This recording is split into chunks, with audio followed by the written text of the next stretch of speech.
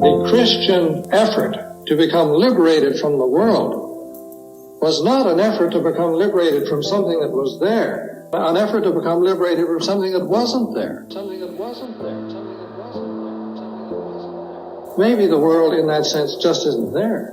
Maybe the trouble is thinking that it's there. Thinking that it's there. Now, if you examine the great religions, all the great religions that started in around the 6th century BC and then led up to Christianity and so on, you find they all have this in common. This is one of the great intuitions of Buddhism, Hinduism, Israel too, from a certain point of view, some of the great Oriental religions, and Christianity too.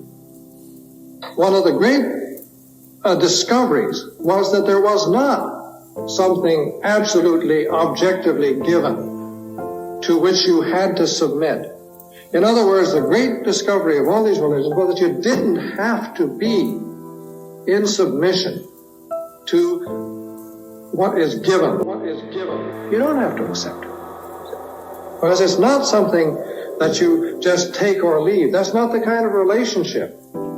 See? It's a different sort of a proposition. But one of the things that we have to remember right away was, and this is terribly important, see, contempt for the world, for the early Christian, does not necessarily mean contempt for something that's there.